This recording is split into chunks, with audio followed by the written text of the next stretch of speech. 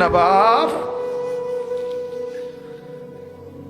চিনা দরকার ছিল যাকে, চিনলেন না তাকে। হায় যুবক, বন্ধুকে চিনলা না, দুশ্মনকেই বন্ধু বানাইলা, দুশ্মনকেই বন্ধু বানাইলা। আপন বন্ধু যিনি তাকে চিনলা না, দুশ্মনকেই গ্রহণ করলা। চেহারায়, সুরতে, চলনে বলনে, আচারে উচ্চারণে বেঈমান যেভাবে সাজায় দেয়, তুমি তাকেই গ্রহণ করলা যে তোমার বন্ধু। কি কথা এটা নবী কেমনে বললেন? আরে আরো শুনেন মিয়া, হাদিসে আছে আল্লাহ তাআলা জিবরাইল ফেরেশতাদেরকে পাঠাবেন, আমার বন্ধুকে কবর থেকে প্রথম হাসরের ময়দানের জন্য তোলো।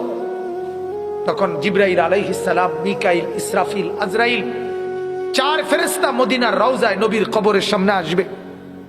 আর ফেরেশতারা একজন আরেকজনকে বলবে, তুমি ডাকো নবীকে। সবাই বলবে না। শেষ পর্যন্ত বলবে, জিবরাইল তোমার সাথে নবীর মহব্বত বেশি, তুমি বেশি আসছিলা গেছিলা দুনিয়াতে, তুমি ডাক দাও, আমরা সাহসে কুলায় না। জিবরাইল তখন ডাক দিবি, ইয়া রাসূলুল্লাহ আপনি ওঠেন, হাসরের ময়দানের জন্য আপনি দাঁড়ান। আল্লাহর কসম বাপ কসম, হাদিসে আছে নবীজি সাল্লাল্লাহু আলাইহি সাল্লাম বলেন, আমার উম্মত আমি নবী তখন এই কবর থেকে উঠেই কপালের বালু মুছতে মুছতে আল্লাহর নবী বলবেন, জিবরাইল আমার উম্মত কোথায়? আমাকে নেওয়ার জন্য আসে নাই নাকি তারা জাহান্নামে চলে গেছে? জিবরাইল তখন চোখের পানি ফেলে বলবেন, না ইয়া রাসূলুল্লাহ, এখনো কেউ কবর থেকে উঠে নাই, কাউকে আল্লাহ এখনো উঠায় নাই, আপনি উঠলে এরপরে সবাই উঠবে। হ্যাঁ, এটা বড় বিষয়। আমার জীবনের সৌভাগ্য, আমি নেককারদের সাথে চলছি। তোমার জীবনের বদনসিব, তুমি নাফরমান বন্ধুদের সাথে চলছো। যে বন্ধু তোমার উলঙ্গ ছবি দেখায় সে বন্ধু না, যে বন্ধু তোমার নর্তকীর খবর বলে সে বন্ধু, যে বন্ধু তোমার আরেক অসভ্য মেয়ের প্রেমের লাইন করে দেয় ওটা বন্ধু না, ওটা জানোয়ার, ওটা ইবলিস, ওটা শয়তান, ওটা শয়তান, ওটা ইবলিস ছাড়া আর কিছু না, ওটা ইবলিস ছাড়া আর কিছু না। এজন্য তখন নাফরমান জাহান্নামের তীব্র আযাবে বলবে, আল্লাহ গালাবাত আলাইনা শিকওয়াতুনা, আমার কপাল মন্দ মাওলা, কুন্না কওমান যালিন, আমি এক পথভ্রষ্ট জাতির সাথে ছিলাম যারা আমারে কোনোদিন আখিরাত মনে করায় নাই, পরকাল মনে করায় নাই, কবর মনে করায় নাই, এমন দুষ্টদের সাথে ছিলাম। তার এরপরে বলবে, রব্বানা আখরিজনা, আল্লাহ আমাকে এখান থেকে বাইর করেন, আমি আর পারছি না মাওলা, আমি আর আযাব সহ্য করতে পারছি না, আল্লাহ আমাকে একটু উদ্ধার করেন। ফাইন উদনা, যদি আল্লাহ আবার আমি নাফরমানি করি, ফাইন্না যালিমুন, তাহলে আমি বড় পাপী। আল্লাহ বলবেন, ক্বাল আখসাউ ফিহা, এইখানে কোরআনে আছে, আল্লাহ বলবেন, নাফরমান তুই এই জাহান্নামের মধ্যেই পড়ে থাক, ওয়ালা তুকাল্লিমুন, একটা শব্দ করবি না। কোরআনের আয়াত বাজান, ওয়ালা তুকাল্লিমুন, একটা শব্দ করবি না, নাফরমানার আযাব ভোগ করতে থাক, আর কোনো কথা বলবে না। তাফসীরের মধ্যে আছে, আমরা নিজে পড়ছি, যখন আল্লাহ বলে ফেলবে কোন জাহান্নামীকে তুই আর কথা বলবি না, তখন আর ওই নাফরমানের জবান দিয়ে জাহান্নামে আর কোনো শব্দ বের হবে। তাফসীরের মধ্যে লিখছে, তখন ওই জাহান্নামী কুকুরের মতো অথবা নিকৃষ্ট গাধার মতো আওয়াজ করবে, এই ছেলে সোজা হইব বেটা,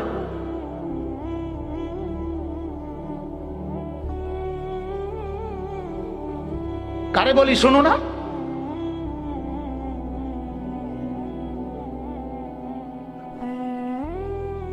কাফেল,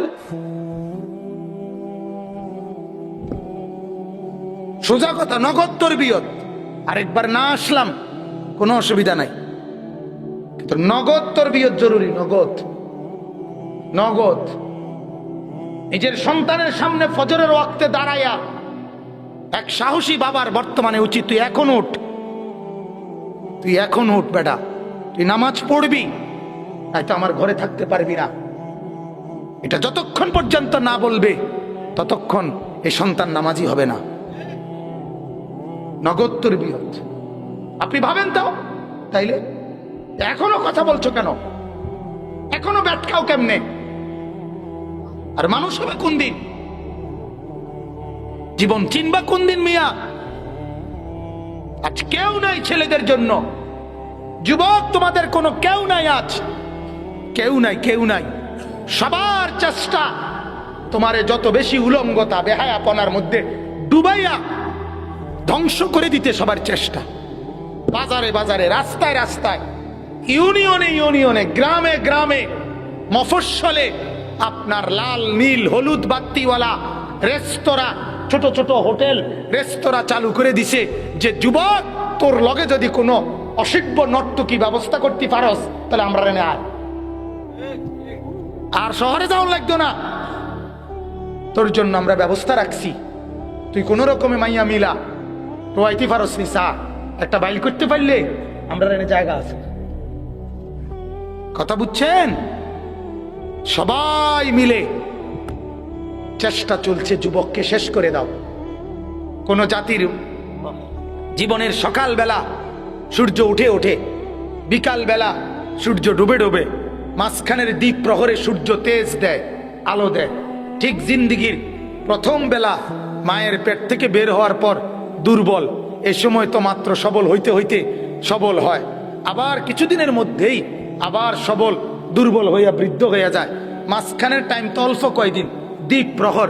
এই সময় যদি আলো না ছড়ায়, এই সময় যদি তেজ না থাকে, এই সময় যদি আখলাক না থাকে, তো কখন সে কিছু করবে? বলেন আমারে, বলেন মিয়া।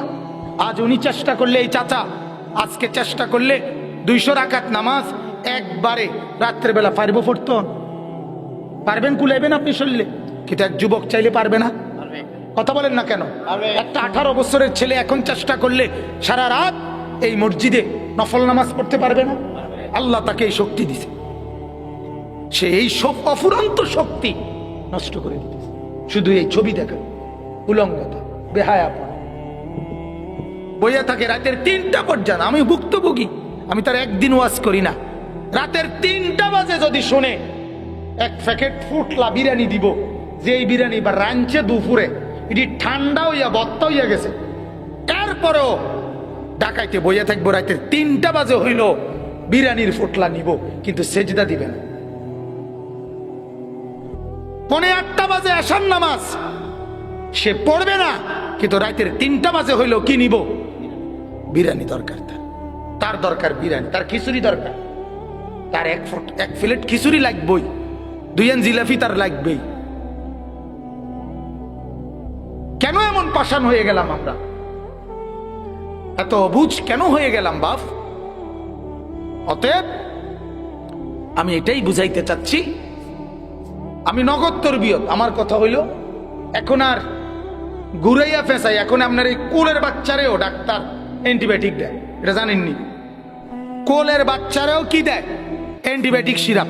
বুড়া মানুষও কাশের সিরাপ, নর্মাল সিরাপ খাইলে ভালো হয়ে যাইতো।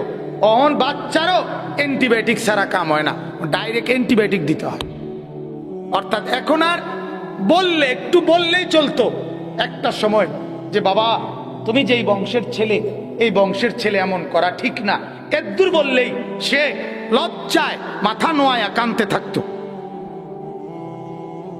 আজকে আর সেটা নাই।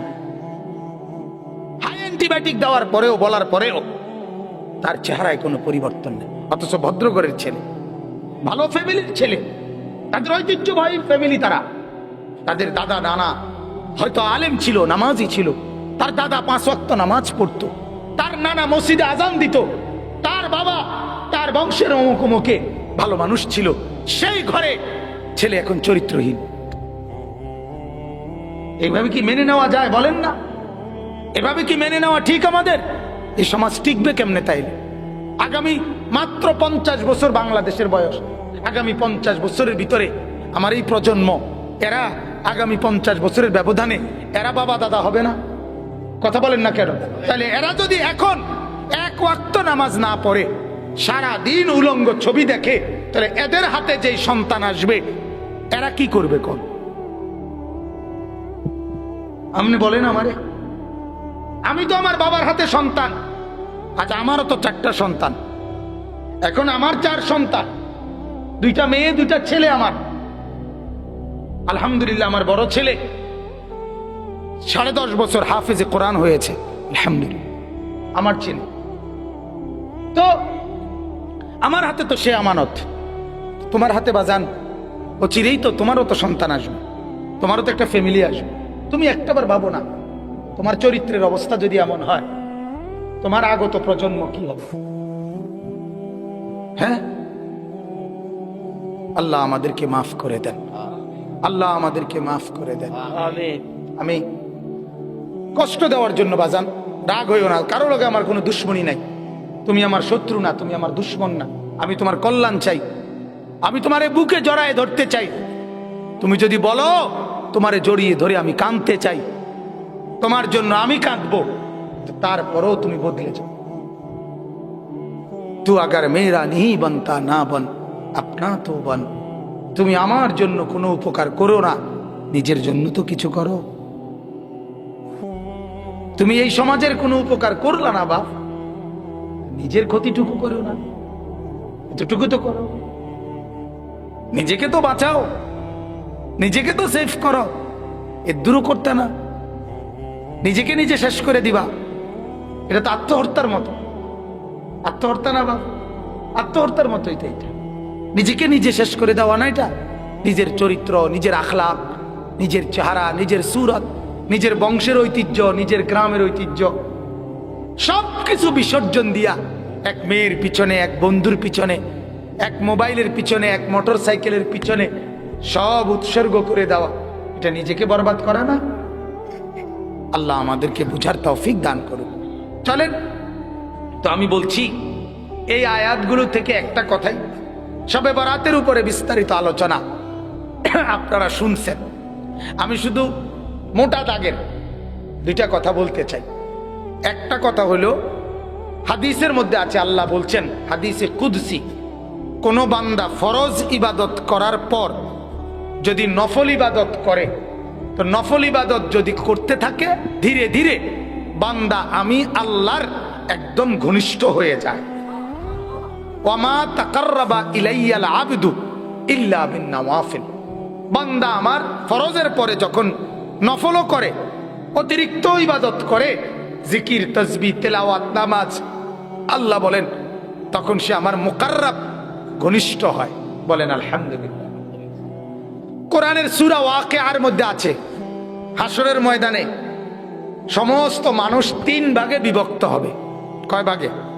1 ভাগ আসহাবুল ইয়ামিন, ডান দিকে, 1 ভাগ আসহাবুশ শিমাল, বাম দিকে, 1 ভাগ হবে আস-সাবিকুন আস-সাবিকুন উলাইকাল মুকাররাবুন, একেবারে আল্লাহ তাআলার কুদরতি সিংহাসনের পাশে যাদেরকে বলা হবে মুকাররাব, এরা হবে একবার আল্লাহর সাথে। আল্লাহ তাআলা তাদেরকে বসিয়ে আল্লাহ পাক বলবেন, আপনারা যারা পাশে বসছেন, ফেরেশতারা আপনাদেরকে চা বিস্কিট দিতেছে, আপনারা খান। আর আমি এই ফাঁকে এই যে দোনো বাহিনীর দাঁড় করাইছি 2 পাশে, এদের বিচার আচারটা একটু সারি, এরপরে আপনাদের সাথে বাকি কথা হবে। তাইলে এরা তখন বুঝবে কি? এরা বুঝবে এই আমাদের কোনো এই পাশের যারা, তাদের কোনো বিচার আচার নাই, তারা বিনা হিসাবে জান্নাতি। সুবহান। এই মুকাররাব, এই ঘনিষ্ঠ আল্লাহ হতে হইলে আল্লাহ তাআলা বলেন নফল ইবাদত বাড়াইতে হবে। কি বাড়াইতে হবে বলেন না? নফল ইবাদত। এখন এই একটা মোটা কথা, তাহলে নফল ইবাদত যে করে সে আল্লাহ তাআলার কি হয়? মুকাররাব হয়। কন্যা কি হয়? এই আরবিটাই কন্যা, মুকাররাব হয়। কি হয় বলেন? আল্লাহ তাআলার নিকটবর্তী, ঘনিষ্ঠ হয়। এটা একটা কথা। আচ্ছা, এরপরে 2 নম্বর কথা হইল, আল্লাহ পাক রব্বুল আলামিন কোরআনে বলছেন ওয়ামান তাতাওয়া খাইরান ফাইন্নাল্লাহা শাকিরুন আলীম। মূল ইবাদত করার পর আমার যে বান্দা অতিরিক্ত করে, আমি কৃতজ্ঞতার সাথে আমার সেই বান্দার আমল গ্রহণ করে নেই। ওই যে দেখবেন রিসিটের মধ্যে, কুপনের মধ্যে নিচে দিয়ে লেখা থাকে ধন্যবাদের সহিত গৃহীত হইল। ঠিক না? আপনাকে ধন্যবাদের সাথে আমি দিলাম। আল্লাহ তাআলা এটা বলে ফাইন্নাল্লাহা শাকিরুন আলিম। বান্দা, তুমি অতিরিক্ত তাহাজ্জুদ পড়ছো, আওয়াবিন পড়ছো, ইশরাক পড়ছো, নফল নামাজ, জিকির করছো, তেলাওয়াত করছো, কিছু দান সদকা করছো, আমি এগুলো ধন্যবাদের সাথে, শুকরের সাথে আমি গ্রহণ করলাম। সুবহানাল্লাহ। এটা নফল, নফলের পুরস্কার। এরপরে আল্লাহ তাআলা বলেন, হাদিসের মধ্যে আছে, বান্দা যখন নফলের মাত্রা বাড়ায়, আমি মহব্বতের মাত্রা বাড়াই। মহব্বতের মাত্রা বাড়ে, নফলের মাত্রা বাড়ে। মহব্বতের মাত্রা যখন বেড়ে যায়, আল্লাহ বলেন আমার ভালোবাসার, তখন আমি আল্লাহ নিজেই আমার বান্দার কান, চোখ, নাক, হাত, পাও, অঙ্গ প্রত্যঙ্গের চতুর্দিকে আমি ব্যারিকেড দিয়ে দেই। ওই অঙ্গ দিয়ে আমি আমার মহব্বতের দাবিতে আর আমার এই প্রিয় বান্দাকে কোনো গুনাহ করতে দেই না। ফাকুনতু সামআহুল্লাযী ইয়াসমাউ বিহি ওয়া বাসারাহুল্লাযী ইউবসিরু বিহি ওয়া ইয়াদাহুল্লাতী ইয়াবতিশু বিহা ওয়া রিজলাহুল্লাতী ইয়ামশী বিহা। আমি আমার বান্দার কান হয়ে যাই, চোখ হয়ে যাই, হাত হয়ে যাই, পাও হয়ে যাই, অর্থাৎ আমাকে ছাড়া আমার বান্দার অঙ্গ দিয়ে আর কোনো গুনাহ আর নাফরমানি প্রকাশ। কিসের বিনিময়ে? কথা কয় না, নফলের বিনিময়ে। এটা তাহলে বুঝছেন কিনা? কথাটা বুঝছেন কিনা? এবার তাইলে বুঝেন, শবে বরাত এটা এই রাত্রির ইবাদত, এরকম নফল ইবাদত। কি ইবাদত? অতএব এই ইবাদত আপনি যদি পূর্ণভাবে যত বেশি করবেন, আল্লাহ তাআলার নৈকট্য আপনি তত বেশি পাবেন। আল্লাহর ঘনিষ্ঠ মহব্বত, ভালোবাসা তত বেশি পাবেন। অতএব এই দৃষ্টিতে নফল ইবাদত হিসাবে আমরা একে গুরুত্ব দেওয়া উচিত। ঠিক কিনা বলেন? আচ্ছা, 2 নাম্বার কথা হলো, এটা শবে বরাত। এই শবে শব্দের অর্থ হচ্ছে রাত। কি? রাত। বারাত শব্দের অর্থ আমি বলছি কেটে দেওয়া, বিচ্ছিন্ন করা। আল্লাহ তাআলা কোটি কোটি বান্দার জাহান্নামের ফয়সালা কেটে আজকের এই রাতে রব্বুল আলামিন জান্নাতের ফয়সালা লিখে দেয়, যেন জাহান্নামের নাম কেটে জান্নাতের মধ্যে নাম তুলে দেয়। এই জন্য এটাকে বারাআত বলে, কেটে দেওয়া, বিচ্ছিন্ন করা।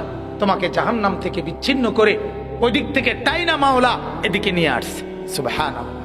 এটাকে লাইলাতুস সাক বলে, চেক, চেক লিখে দেওয়ার রাত। অর্থাৎ আল্লাহ তাআলা মুক্তির চেক, চেক বোঝেননি? আর ওই যে ব্যাংকে টাকা উঠানোর যে চেক, আল্লাহ তাআলা মুক্তির চেক আল্লাহ তাআলা লিখে দেয়। সুবহানাল্লাহ। আচ্ছা, তৃতীয় কথা, শবে বরাত কোরআন এবং সুন্নাহ দ্বারা প্রমাণিত কিনা? কথা বুঝছেন কিনা? এই নিয়ে মোটামুটি একটু সচেতন যারা, তারা যেহেতু নিয়মিত ফেসবুক, ইউটিউব বিভিন্ন কিছুতেও আবার ইসলামী অনেক লেকচার, আলোচনাও শুনে ভালো, তো এর মধ্যে কিছুটা মিশ্র আলোচনা আছে। অর্থাৎ পক্ষে বিপক্ষে কি আছে? আলোচনা আছে। এক্ষেত্রে আমার প্রথম কথা হলো, শবে বরাত প্রথম কথা হলো হাদিস দ্বারা প্রমাণিত। কি দ্বারা প্রমাণিত? বলেন, কি দ্বারা প্রমাণিত? হাদিস দ্বারা প্রমাণিত। কোরআনুল কারীম দ্বারা প্রমাণিত কিনা এই ব্যাপারে উলামায়ে কেরামের মধ্যে মতানৈক্য রয়েছে, নির্ভরযোগ্য মতানৈক্য। কিন্তু একথা মনে রাখতে হবে, বিশুদ্ধ হাদিসের মধ্যে একথা বহুবার আছে। নবীজি বলছেন যে আমার উম্মত শুনো, আমি যা বলেছি কোরআনে যদি সেটা নাও থাকে আয়াতে, আমার হাদিস সেটা একটাও এমন নাই যেটা আমার আল্লাহ বলে নাই, অথচ আমি তুম করে বাড়াইয়া বলছি, এমন কথা আমি মুহাম্মদের জবান দিয়া কখনোই বের হয় নাই। বুঝেন নাই কথাটা? কোরআনুল কারীম একটা আয়াত আছে, উলামায়ে কেরাম তো জানেই, আল্লাহ তাআলা কোরআনে বলছে ওয়ালাউ তাকাওয়ালা আলাইনা বা'দাল আকাবির লা আখাযনা মিনহু বিল ইয়ামিন। আল্লাহ তাআলা বলেন, বন্ধু কথাটা মনোযোগ দিয়ে শুনেন, আশ্চর্য কথা, ভয়ের কথা, ভয়ের আতঙ্কের কথা। আল্লাহ নবীকে বলছে, নবীকে, আমাদের রাসূলকে, বন্ধুকে, বন্ধু আপনি যদি আমার নামে একটা শব্দ আকাবিল বানাইয়া, বানোয়াটি বানানো কোনো কথা আপনি যদি আমার নামে বলেন, কাকে বলছে? কথা বলেন না, কাকে? ওমা দুই একজন যারা শুনতেছেন তারা একটু হু হা করেন। কাকে বলছে বলেন না?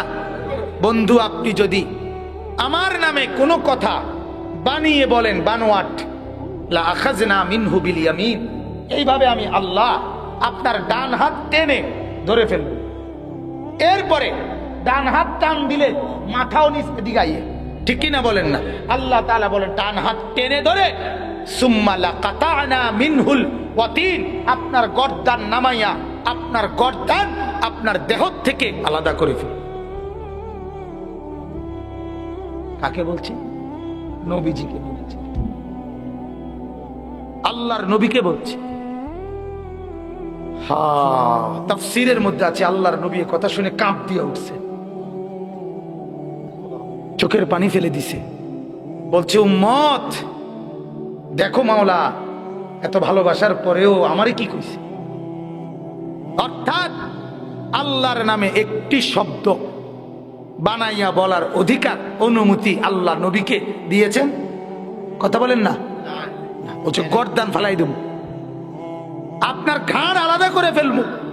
এর চাইতে বড় কথা আর কি হইতে পারে? অতএব রাসূলুল্লাহ সাল্লাল্লাহু আলাইহি সাল্লামের হাদিস, তিনি যা বলেছেন কোনটাই আল্লাহর কাছ থেকে সিদ্ধান্ত ছাড়া নিজের থেকে বলেন। এটা বুঝলাম কি না বলেন? অতএব শবে বরাত হাদিস দ্বারা প্রমাণিত। ওই কাকু কারে টোয়ায় দেখেন, কাকা কারে খুঁজেন? মাশা। তো দেখেন আমি কথা শেষ করছি, অল্প কথায় শেষ হয়ে যাবে এক্ষুনি। তো এখন বলেন, আল্লাহ তাআলা বললেন যে যদি আল্লাহ রসুলের এই হাদিস দ্বারা যেহেতু প্রমাণিত, অতএব কোরআনুল কারীমের মধ্যে যে কথা বিধান, নবীর হাদিস দ্বারাও যদি কোনো বিধান হয় তাহলে সেটাও সমানভাবে উম্মতের জন্য গ্রহণযোগ্য। গ্রহণযোগ্য কিনা বলেন না? যেহেতু নবীজি নিজের থেকে কিছুই কি করে নাই, বলেন না কি করে নাই। আচ্ছা, এইবার আসেন হাদিসের মধ্যে, আল্লাহ নবীর হাদিস দ্বারা শবে বরাত প্রমাণিত, হাদিসের মধ্যে আছে। আপনি যদি বলেন তাহলে হুজুর অনেকে যে কয় নাই, কথা বুঝছেন, অনেকে যে বলে নাই, তাহলে আমি আপনারে শুধু এটা বলি, ওই যে অনেকে যে কয় আছে, এর মধ্যে আমি একজন। কথা বুঝেন নাই? আপনি না কইলেন অনেকে নাই, কয় নাই, অনেকে তো কয় আছে, এর মধ্যে আমি একজন, আনিসুর রহমান, আমি একজন। এখন আমার কথার ব্যাপারে আপনাকে সিদ্ধান্ত নিতে হবে। আপনার যদি মনে হয় আমার কথার উপরে আস্থা রাখা যায় তাইলে আপনি মানবেন। আর আপনি যদি বলেন হুজুর আপনার কথার উপরে আমার আস্থা নাই, তো আপনারে মানতেন কয়কে? কথা বোঝেন নাই? আপনার হিন্দুস্তানের একজন বড় বুজুর্গ ছিলেন, ইমামে রব্বানি হযরত মাওলানা মুফতি রশিদ আহমদ গাঙ্গুহি রহমতুল্লাহ আলাইহি। তিনি বলতেন, ওনাকে যদি কোনো মাসালা জিজ্ঞাসা করত উনি উত্তর দিতেন, দিলে ওনারে যদি বলতো হুজুর দলিল কি, উনি বলতেন রশিদ আহমদ। দলিল কি? আমি রশিদ আহমদ দলিল, আমি দলিল। তোমাকে আগে ফয়সালা নিতে হবে তুমি আমার উপরে নির্ভর করতে পারো কিনা। যদি বলে আমার উপরে নির্ভর করতে পারো না, আমারে হুজুর মনে হয় না, আমারে আলেম মনে হয় না, আমি কোরআন সুন্নাহ জানি, এই আস্থা তোমার নাই, তো তোমারে জিঙ্গাই তো কয়কে? কথা বোঝেন নাই আমার? তোমারে জিগাই তো কয়কে? আর আস্থা থাকলে মানতে অসুবিধা কি? কথা বলেন না কেন? আপনি যদি এটাই বুঝেন আপনার ইমাম সাহেবের নামাজ হয় না, তো আপনারে হেনে নামাজ পড়তে কয়কে?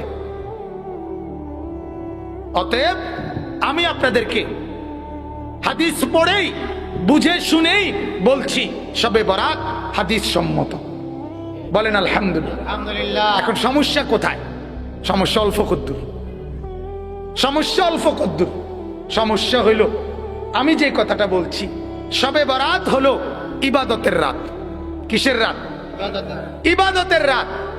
এইটার মধ্যে আমরা রসুম, কুসংস্কার, সামাজিক বিভিন্ন প্রচলন এইটা যোগ করা, এইটাই হলো সমস্যা। মূল ইবাদত বন্দিগিতে কাটানো, সন্ধ্যা থেকে ফজর পর্যন্ত একবার জিকির, একবার তেলাওয়াত, একবার তাসবিহ, একবার কান্নাকাটি, একবার দোয়া, মুনাজাত, নামাজ, সেহেরি, এই সব কিছুতে একটার পর একটা কাটানো, এতে কোনো আপত্তি ছিল না। আপত্তি হইয়া গেছে যখন আপনারা এটারে জরিবাতি দিয়া সাজাইছেন, আপত্তি হইয়া গেছে যখন আপনারা এটার সাথে হালুয়া যোগ করছেন, আপত্তি হইয়া গেছে যখন আপনারা এটার লগে রুড়ি লাগাইছেন, আপত্তি হইয়া গেছে যখন এটার লাগা বাধ্যতামূলক আইটা আইটা টিয়া উড়াইয়া বিরিয়ানি লাজেম বানাইয়া নিছেন, আপত্তি হইয়া গেছে যখন ইমাম সাহেব হুজুর এশার পরে কদ্রোয়াজ কইরা মুনাজাত কইরা দেওয়ার পরে জিলাফি বা বিরিয়ানি লইয়া আপনি যখন বাইক গিয়া হুইতে লাইছেন, তখন সমস্যা হয়েছে। সমস্যা হয়েছে কোনানে? আপনারা হোতার অনুমতি দিল কে? আমার কথাটা আপনি বুঝছেননি? আপনাদেরকে আরেকটা কথা মনে করাই, যেটা আমি একটু আগে বলছিলাম, সেটা কি যে বিয়ের মধ্যে অসংখ্য সামাজিক কুপ্রথা আমরা চালু করছি, ঠিক কিনা বলেন না? কিন্তু এই কারণে এখন আর বিয়ের সাথেই বন্ধ, এটাই তো কথা নাকি? না আর না বিয়ের খেতারে কিলাই বিয়ে বাপ গ্রাম থেকে বিয়ে উড়াই দাও, এটা নি কথা না? না, এটা কথা না। কথা হইলো 1000 বার বলে হইলো চেষ্টা করে যাইতে হবে। বিয়া তো ঠিকই আছে, কিন্তু আপনি এই কুসংস্কারগুলো বাদ দেন, এটা বলে যাইতে হবে, ঠিক কিনা বলেন না? কেন বলে যাওয়া আমার দায়িত্ব, জান ফাড়াইয়া বলতে হবে, এটাই বুঝাইলাম। তাহলে মৌলিকভাবে শবে বরাত ছিল বন্দিগির একটা রাত। নিজে দোয়া করবেন, কান্নাকাটি করবেন, জিকির করবেন। আমি আপনার রোজা রাখছি দিনের বেলা, আগামীকাল রোজা রাখার আশা রাখছি, ইফতার করছি, ফাঁকি দিয়া কেউ দেখছেও না। আমি আমার মতো করে নফল নামাজও পড়ছি, মাগরিবের পরে বয়ানও করছি, এশার নামাজ জামাতেও পড়ছি, আবার আইসা এখানে আপনার বয়ানের জন্য বসছি। এক জায়গায় সেহরি খাবো মসজিদে, ওইখানে দোয়া করার জন্য আরো কয়েক সাথী তারা অপেক্ষা করছে। আমি আমার মতো করে নামাজও পড়ছি, আবার এই রাতে আশা করছি সিলেটও যাব, তো পকেটে তো আমার তসবি আছে, তসবি দিয়ে মাওলার জিকিরও তো করবো। তো আমার অর্থ হইল, উদ্দেশ্য হলো এই যে অনুষ্ঠান সর্বস্ব, নিয়ম সর্বস্ব।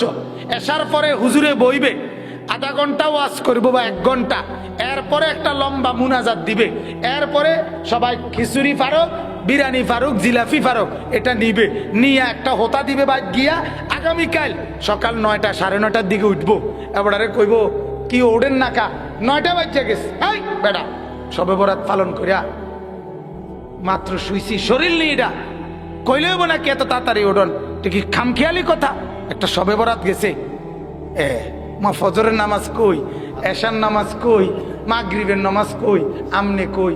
8টা থেকে 4টা যেইতে ডিউটি করে না, 4:30টাইতে ওভার টাইম করলে তারে কোন ম্যানেজারে জায়গা দিব? আরে কথা বলছেন নাই আমার? আপনার যে 8টা থেকে 4টা অফিস টাইম, আপনার যদি একদিনও দেখি না অফিসের টাইমে, আপনি 4:30টার দিকে আইসেন, কি করতেন? ওভার টাইম করতেন। আপনার কীর্তেন ওভার টাইম করতেন আইসেন, আপনি অফিস কই? তাহলে আপনার ফজর কই, জোহর কই, আসর কই, মাগরিব কই, এশা কই? আপনার শনিবার রবিবারের নামাজ কই? জানুয়ারি ফেব্রুয়ারির নামাজ কই? গত 1 সিজনের নামাজ কই? আপনি সবে বরাত দিয়ে কিরবেন? কথা বোঝেন নাই? আপনি ওভার টাইম দিয়ে কিরবেন, আপনি তো অফিসে করেন না, আপনারা তো মেইন টাইমে দেখা যায় না কোনোদিন। কথা বুঝছেন? এটা যেরকম হাস্যকর, আপনারটাও এরকম হাস্যকর, ঠিক কিনা? 8টা 4টা না আইয়া 4:30টায় ওভার টাইম করতে যাওয়া, এটা যেমন হাস্যকর, আপনারটা এমন হাস্যকর। অতএব আল্লাহ তাআলা বলছেন, আমি আগেও বলছি, ফরজ বন্দিগি করার পর, কি বন্দিগি করার পর নফল ইবাদতের মাত্রা যে বাড়ায়, আমার মহব্বতের মাত্রা তার প্রতি বাড়ে। কথা মনে আসেনি এটা? অতএব আমি এটা বুঝাইলাম, আপনারা ওই কাউরে কোনো কিছু নিয়ে ফাসাদ করার দরকার নাই। মূলত বুঝা দরকার এটা বন্দিগিটা আপনার নিজস্ব।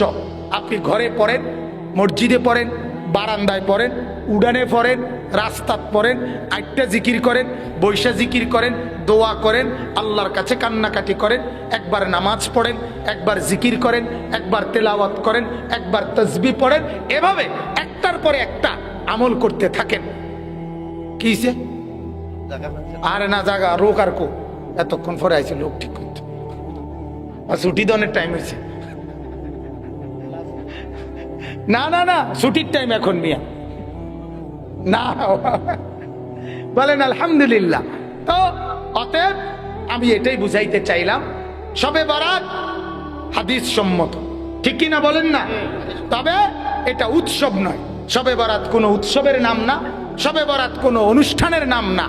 গ্রামের ফুলাফাইনে ওই হাইটটা হাইটটা কয় কি, ওই দাও টিয়া দাও বিরিয়ানি করবো, ওই হয়তো হয়তো কইছে আচ্ছা ঘুরে আইয়েন না, তারে দিছে দমক, এই বেড়া কদ্দুর নামাজও না, বেড়া নামাজও ফরজ না, 50টা টিয়া দিবি ফুলাইনে আউস করছে কদ্দুর বিরিয়ানি করবো, তুই এটাও না, তো তুই কি যা, তুই আবু জেহেলে না রে কি? মানে ফুলাইনে আউস করছে, এর লেগে বাধ্যতামূলক 50 টিয়া বিরিয়ানি লেগে দিতে হইব।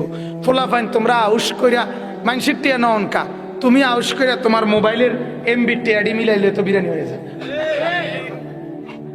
কথা বলেন না কেন? এই বড় মোবাইলের এমবির টাকা মিলাইলেও তো কি হয়ে যায়, এরকম 2-4-500 মানুষের বিরিয়ানির মিল হয়ে যায়। তাইলে অতএব এটা অনুষ্ঠান না, এটা কি না বলেন না? এটা অনুষ্ঠান না, এটা কোনো উৎসব না, এটা ইবাদত। এটা কি বলেন? আবার বলেন কি? ইবাদত। অতএব রাত্র অনেক হয়ে গেছে, এখন থেকে বাকিটুকু টাইম ফজরের নামাজ পর্যন্ত আপনি চেষ্টা করেন আপনার শরীরে যেমনে কুলায়, কয় রাকাত নামাজ পড়বেন শরীরে কুলায় যতক্ষণ, কতক্ষণ জিকির করবেন শরীরে কুলায় যতক্ষণ, কতক্ষণ দোয়া করবেন শরীরে কুলায় যতক্ষণ। এই হলো উত্তর। কথা বুঝছেন? নামাজ পড়বেন কতক্ষণ? কথা কয় না? হ্যাঁ। জিকির করবেন কতক্ষণ? দোয়া করবেন কতক্ষণ? শরীরে কুলায় যতক্ষণ। আপনি একজনে পড়ছে 12 রাকাত, আপনি 18 রাকাত পড়েন, অসুবিধা কি? কথা বোঝেন নাই? একজনে পড়ছে 4 রাকাত, আপনি 20 রাকাত পড়েন, অসুবিধা কি? হযরতে ওসমান নবীর সাহাবী 1 রাকাতে, 1 দাঁড়ানোতে পূর্ণ কোরআন 1 রাকাতে পুরাটা পড়ে এরপরে রুকু দিছেন। হাদিস এটা। আল্লাহর নবী সাল্লাল্লাহু আলাইহি সাল্লাম 1 রাকাতে 10.5 পারা কোরআন শরীফ 1 রাকাতে পড়ছেন, পয়রা রুকু দিছেন সমান 10.5 পারা সমান, সেজদা 2টা দিছেন সমান 10.5 পারা সমান। হাদিসে আছে হযরত হুযাইফা নবীজির সাহাবী, উনি বলছেন আমি পিছে আছিলাম দাঁড়াইয়া, প্রথম রাকাতে এইভাবে পড়ার পর নবী যখন দ্বিতীয় রাকাতের জন্য দাঁড়াইছে নফলে, আমি হাত ছাইরা আলগা হইয়া গেছি। আমি বুঝছি আমি ভাবতাম না নবীজি বাহি রাকাতে বাকি কোরআন শরীফ শেষ করে লইব, লক্ষণে যা দেখা যাইতে আছে আমি ফারতাম। তাইলে বুঝা গেল শরীরে কুলায়। কথা বলেন না কেন? হ্যাঁ, নবী পাক সাল্লাল্লাহু আলাইহি ওয়াসাল্লাম নফল নামাজে এত লম্বা সেজদা করতেন। আম্মা জান আয়েশা রাদিয়াল্লাহু তাআলা আনহা বলেন, মাঝে মাঝে মনে হতো নবী ইন্তেকাল করলেন কিনা, মারা গেলেন কিনা। এজন্য আমি নবীর পায়ের পিছনে তালুর মধ্যে এভাবে আঙ্গুল দিয়ে চাইতাম, মানে রেক দিয়ে বসাইতাম আর কি, যে জীবিত কিনা। এত লম্বা সেজদা দিতেন। হযরতে সাহাবায়ে কেরাম বলেন, নবীজি সেজদা দিতেন এত লম্বা আর কামতেন। নাসমাউ লাহু আজিরান কা আজিরিল মিরজাল। সাহাবীরা বলেন, চুলার মধ্যে ডেকচির মধ্যে পানি বসাইলে পানি যখন উতরাইয়া ডকডক করে, গরম পানি ডকডক করে না, এরকম ডকবগে আওয়াজ যেভাবে করে, আল্লাহর নবীর কলিজার কলবের ভিতর থেকে আমরা কান্নার এরকম ডকডগে আওয়াজ শুনতাম, সেজদার কান্না। আল্লাহর নবী এভাবে কাঁদতেন, নবী এভাবে কাঁদতেন। আম্মা জান আয়েশা বলেন, একদিন রাত্রিবেলা নামাজে দাঁড়াইছে, তাহাজ্জুদে 1 রাকাতে মাত্র দাঁড়াইছে নবীজি। আয়েশা রাদিয়াল্লাহু তাআলা আনহা বলেন, আর সেজদাও করে নাই আর রুকুও দেয় নাই। বেলালের আজান পর্যন্ত ফজরের আগ মুহূর্ত এ দাঁড়ানো থাইকেই কোরআনের একটা আয়াত পড়ছে আর কাঁদছে আর কাঁদছে আর কাঁদছে, কাঁদতে কাঁদতে চোখ ফুলাইয়া ফেলছে, দাড়ি ভিজে গেছে, বুকের পশম ভিজে গেছে। আম্মা জান আয়েশা বলে, তাওয়াররামাত কাদামাহু, 2টা পাও ফুলে ফুলে গেছে। এরপরে আরো আশ্চর্য কথা শুনেন। আম্মা জান আয়েশা বলে, উম্মত শুনবা, সেদিন ওই রাতে সারা রাত কেঁদে কেঁদে বুক ভাসাইয়া নবী একটা কথা বলছে আল্লাহর কাছে, সেটা কি? তো আয়েশা রাদিয়াল্লাহু তাআলা আনহা বলেন, সেটা শুধুই কেবল এই উম্মতের জন্য নবী কাঁদছে। ইন তুআযিবহুম ফাইন্নাহুম ইবাদুক ওয়া ইন তাগফির লাহুম ফাইন্নাকা আনতাল আজিজুল হাকীম। এটা কোরআনের আয়াত। আল্লাহর নবী কদ্দুর সারা রাত পড়ছে, আল্লাহরে বলছে, মাওলা আমার উম্মত আপনি যদি গুনার কারণে আযাব দেন আপনি দিতে পারবেন, আপনার আমি বলার কিছু নাই, আপনার বান্দা, আপনি চাইলে যা ইচ্ছা তাই করতে পারেন, আযাব তো দিতে পারেন মাওলা। ওয়া ইন তাগফির লাহুম, নবী বলে, আল্লাহ যদি এই বন্ধুর দিকে তাকাইয়া যদি আমার গুনাহগার উম্মতকে মাফ করে দেন, ফাইন্নাকা আনতাল আজিজ, তাইলে তো আপনি এই ক্ষমতাও রাখেন, আপনাকে তো বলার কেউ নেই, আপনারে বাধা দিবে কে, আপনারে নিষেধ করবে কে? বন্ধুর দিকে তাকাইয়া দেন না মাফ করে। আমরা কিতাবে পড়ছি বাজান, ওই যে একটু আগে বললাম, আল্লাহ পাক যাদেরকে একবারে কাছে বসাবেন তা করে কি বলে মনে আছে নি? নবীজি বলছে, আনা মিনাল মুকাররাবিন। নবীজি বলছে, ও উম্মত, আল্লাহর ঘনিষ্ঠ জনদের মধ্যে সর্বপ্রথম সবচেয়ে ঘনিষ্ঠ হব আমি মুহাম্মদ। হাসরের ময়দানে মাওলা আমার জন্য আল্লাহ তার সিংহাসনের পাশে আবার আমার জন্য আসন নির্ধারণ করবেন, বসে বসে আল্লাহর নবীকে আল্লাহ তাআলা বলবেন, বন্ধু এই আসনে বসেন। কিতাবে আছে বাজান, নবীজি সাল্লাল্লাহু আলাইহি ওয়াসাল্লাম, একটু মনোযোগ দিয়ে শুনেন এই কথাটা। আল্লাহর নবী নিজে আইসা নবীর জন্য যে আসন সিংহাসন হাসরের মাঠে, নবীজি আইসা এটার সামনে এরকম হাত রাখবেন, হাত, কিন্তু বসবেন না। আল্লাহ তাআলা বলবেন, বন্ধু এই আসন তো আপনার জন্য, বন্ধু বসেন না, আপনি বসবেন না। তো আল্লাহর নবী বলবেন, রব্বুল আলামিন আমার জন্য বলাতে তো হাত রাখছি, আমার এটা তো আমি গ্রহণ করছি, আপনি দিয়েছেন বলে এটা আমি বসবো না মাওলা। আল্লাহ বলবেন, কেন বসবেন না?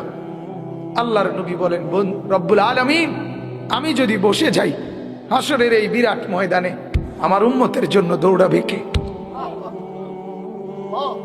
আমার কোথায় কোন উম্মত গুনার কারণে নাফরমানির কারণে আটকায় যায় কিনা? আমি যদি না ছুটি, আমি যদি না দৌড়াই, আমি বসে গেলে আমার উম্মতের জন্য দৌড়বে কে?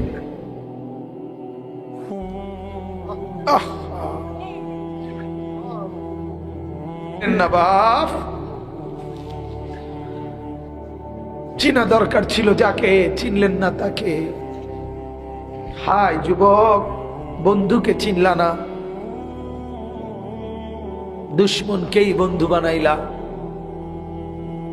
দুশ্মনকেই বন্ধু বানাইলা।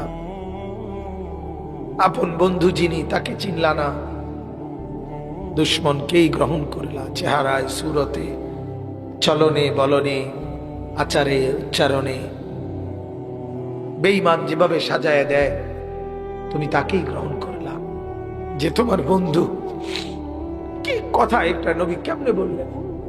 আরে আরো শুনেন মিয়া, হাদিসে আছে আল্লাহ তাআলা জিবরাইল ফেরেশতাদেরকে পাঠাবেন, আমার বন্ধুকে কবর থেকে প্রথম হাসরের ময়দানের জন্য তোলো।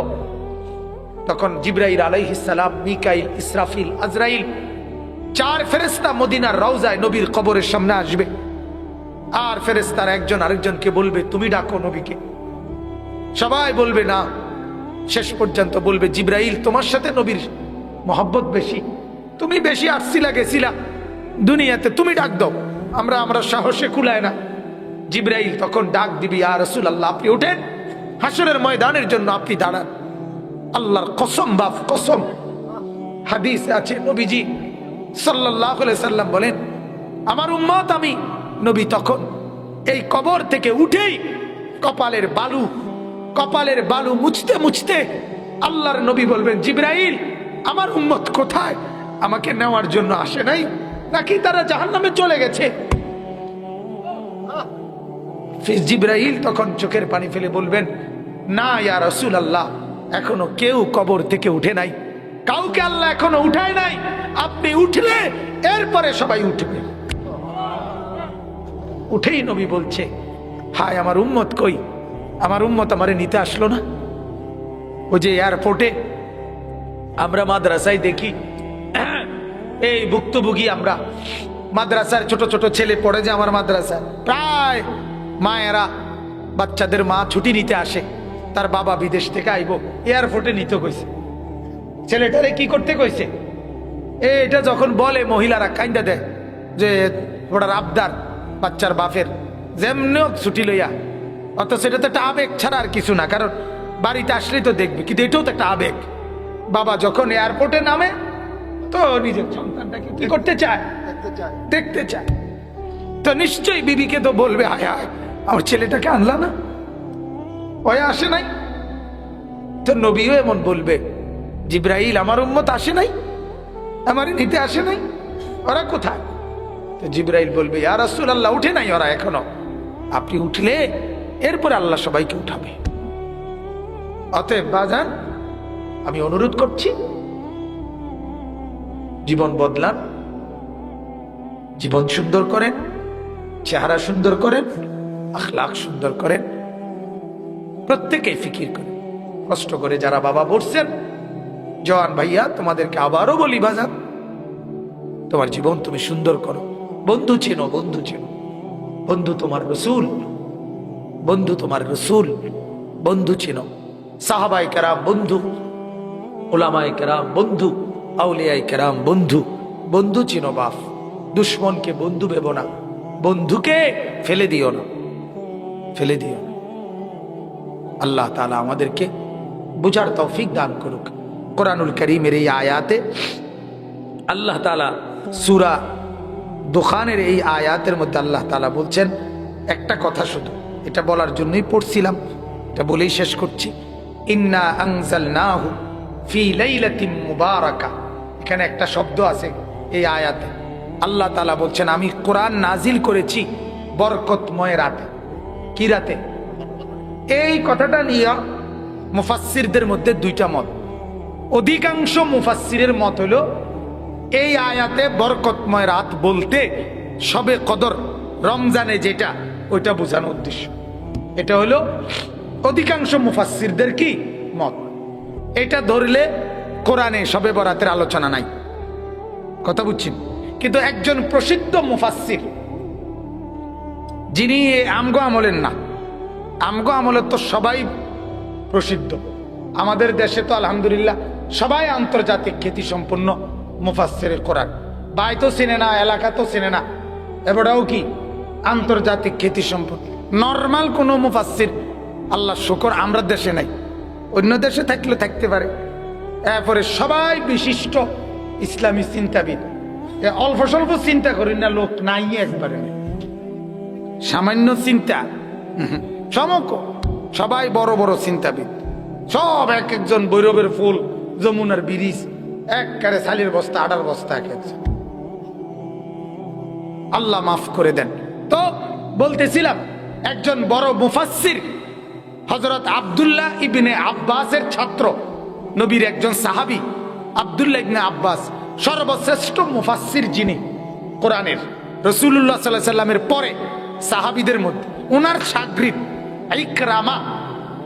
ইকরামা রাহমাতুল্লাহি আলাইহি, এই উনি বলছেন যে এই আয়াতে বরকতময় রাত বলতে আল্লাহ তাআলা শবে বরাতকে বুঝিয়েছেন। কথা বুঝছেননি? তাইলে তখন ফয়সালা হয় এরকম যে কোরআনের মধ্যেও কি আছে, শবে বরাতের আলোচনা আছে। কিন্তু প্রশ্ন থেকে যায়, সমস্যা হয় একটা, সেটা হলো আল্লাহ পাক কোরআনে স্পষ্ট বলছে যে শাহরু রমাদান আল্লাযী উনজিলা ফীহিল কোরআন, আমি আল্লাহ রমজান মাসে কোরআন নাজিল করছি। কোন মাসে? এবং আরেক আয়াতেও স্পষ্ট আছে, ইন্না আনজালনাহু ফি লাইলাতিল কদর, আমি শবে কদরে, কদরের রাতে আমি আল্লাহ তাআলা কোরআন কি করেছি না। তাহলে রাত্র হইল শবে কদর, মাস হইল রমজান, এই না? তো দুইটা মিলাইলে এটাই বোঝা যায় যে শবে কদরে আল্লাহ তাআলা কোরআন নাজিল করছে, শবে বরাতে না। তাহলে উনি যে বললেন, কথা বুঝছেন না? কথাটা বুঝেননি? এই জন্য উলামায়ে কেরাম একটা সহজ সমাধান দেয়, ছোট্ট একটা সমাধান দেয়। সমাধানটা কয় যে এরকম হইতে পারে, শবে বরাতে হাদিসে আছে আল্লাহ তাআলা আগামী 1 বছরে আল্লাহর এই সৃষ্টি জগতে কি কি হবে না হবে এটার ফয়সালা 1 বছরের আল্লাহ তাআলা এগুলো জানায় আল্লাহর ফেরেশতাদের কাছে। ওই আলোকে ওনারা কাজ বন্টন করে নেয়। তো হতে পারে ওই বছর শবে বরাতে, যেহেতু রমজানের আগে, ওই রাতে আল্লাহ তাআলা ফেরেশতাদেরকে জানিয়েছেন এই বছর শবে কদরে, আগত রমজানের শবে কদরে কোরআন নাজিল হবে। এই ফয়সালা আজকে চূড়ান্ত তোমাদেরকে জানাইলাম। কোন রাতে? শবে বরাতে জানাইলাম। আর আমাদের বাংলা ভাষায় বুঝার জন্য বলতেছি, একটা প্রচলন আছে কথা যে আমনে কইছেন আই ফাইছি।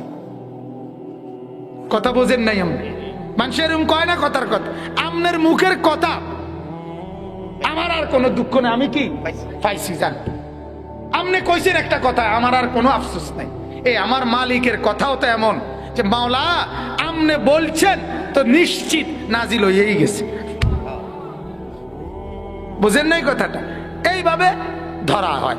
তবে সবচেয়ে কথা হইল যেটা ওই কথাটা যে একবারে মানে যেমনে হোক কোমরে রশি বান্ধা হইল কোরআন শরীফের আয়াতের এখান থেকে শবে বরাত বুঝাইতেই হবে, নইলে কোনো রক্ষা নাই। ব্যাপারটা এমন না। ব্যাপারটা কি না, যেহেতু হাদিস দ্বারা প্রমাণিত, আর হাদিস থেকেও আল্লাহর রসুলের হাদিস দ্বারাও উম্মতের জন্য আমল গ্রহণযোগ্য। ঠিক কিনা বলেন না? অতএব আমি আমার কথা শেষ করলাম। শবে বরাত হাদিস সম্মত, কোরআন থেকে এই আয়াতের আলোকে একজন প্রসিদ্ধ মুফাসসিরের মত হিসাবে ধরে নেওয়া যায়, কিন্তু হাদিস দ্বারাও প্রমাণিত। আর শবে বরাত, আবারও বলছি, কোনো অনুষ্ঠান, কোনো উৎসব এটার নাম শবে বরাত না। বিরিয়ানি, হালুয়া, খিচুড়ি, তারপরে এগুলোর নাম আপনার শবে বরাত না।